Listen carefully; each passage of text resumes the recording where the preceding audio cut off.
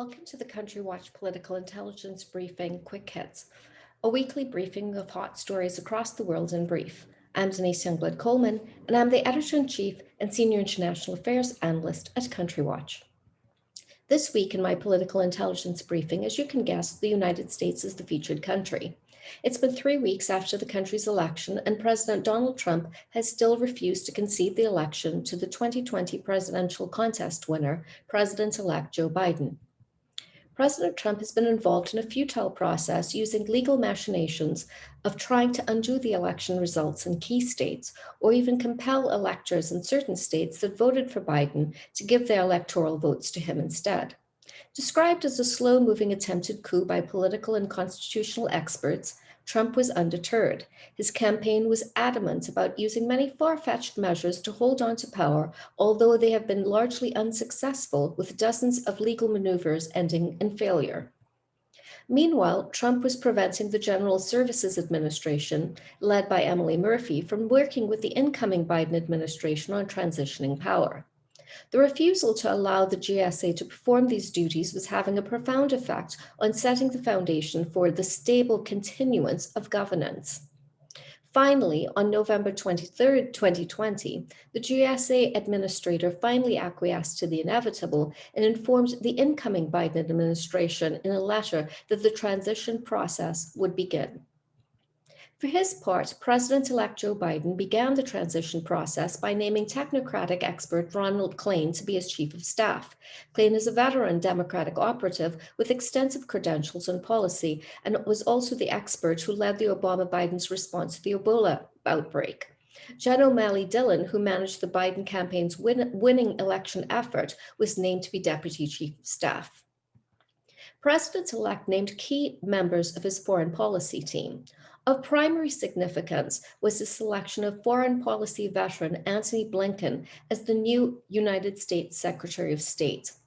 Blinken served as Deputy National Security Advisor from 2013 to 2015 and Deputy Secretary of State from 2015 to 2017 under the Obama administration.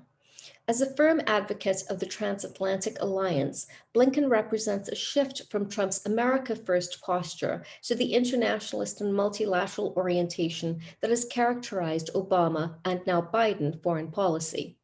Moreover, Blinken delivers a message to the international community that the work to rebuild alliances has begun.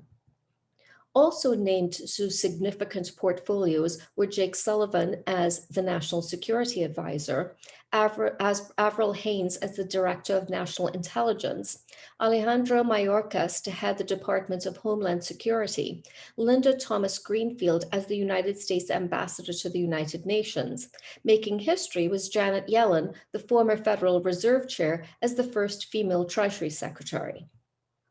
Also noteworthy was Biden's decision to select former Secretary of State John Kerry to be the special presidential envoy for climate change. This position, effectively that of being a climate czar, would be a cabinet-level role in Biden's administration, with Kerry sitting on the National Security Council.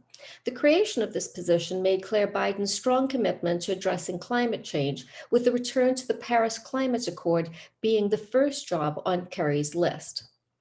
Asked by reporters why he chose to name his national security selections first, President-elect Biden on November 23, 2020 succinctly replied, "Because it's national security." Moving into the wider world, I want to take a look at Iran. At issue is the fact that international inspectors from the world's nuclear watchdog agency, the International Atomic Energy Agency, also known as the IAEA, found a notable increase in Iran's stockpile of nuclear material at the Natanz facility.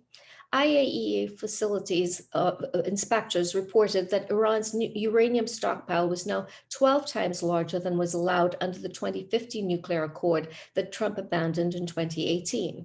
The New York Times reported that the United States President Donald Trump was looking for military options to strike Iran in response. To be clear, Trump himself led the effort to withdraw the United States from the Joint Comprehensive Plan of Action, the JCPOA, whose core purpose was to curtail Iranian nuclear development. Having defended the JCPOA, Trump was now concerned that Iran's stockpile of nuclear material had increased and was considering a military attack on Iran as a result. According to the report in the New York Times, Trump was dissuaded from moving ahead with such a military strike after being warned that it would invariably result in a military escalation and a broader conflict.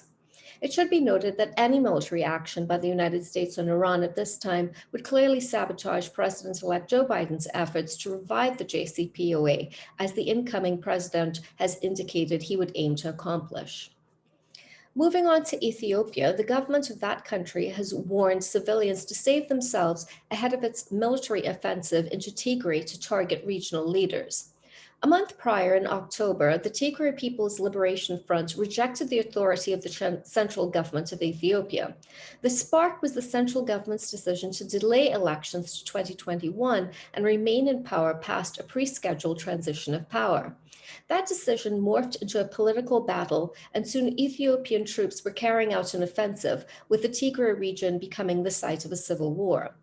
In the third week of November 2020, the Ethiopian government warned that there would be no mercy if people did not save themselves, and that the Tigray capital, Mekelle, would be encircled with tanks and targeted with heavy artillery.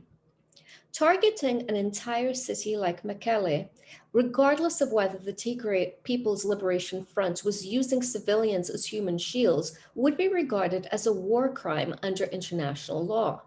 Such a move by Ethiopia would be ironic, given the fact that Ethiopia's Prime Minister Abiy Ahmed won the Nobel Peace Prize in 2019 for his effort to end the 20-year conflict between Ethiopia and Eritrea. Now, Abiy Ahmed was offering the leaders of the Tigray People's Liberation Front 72 hours to surrender. With thousands of civilians fleeing the Tigray region and crossing the border into Sudan, a humanitarian crisis was brewing in the Horn of Africa. Finally, some good news. On November 23rd, the pharmaceutical developer AstraZeneca, working in concert with Oxford University, announced that late-stage trials showed its coronavirus vaccine was highly effective. The Oxford AstraZeneca vaccine was reported to be 90% effective in preventing coronavirus in one of its dosing regimens tested, but only 70% effective on average.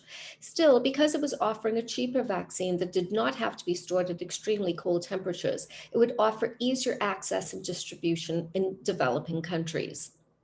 This news comes a week after the pharmaceutical developer Moderna announced that its experimental COVID-19 vaccine was 94% effective based on interim data from a late-stage trial. It also comes 2 weeks after Pfizer and BioNTech announced that their effort to develop a COVID-19 vaccine was strongly effective. With access now to 3 vaccines, there are high hopes that there could be an adequate global supply in 2021, facilitating a return to normalcy from pandemic conditions across the world.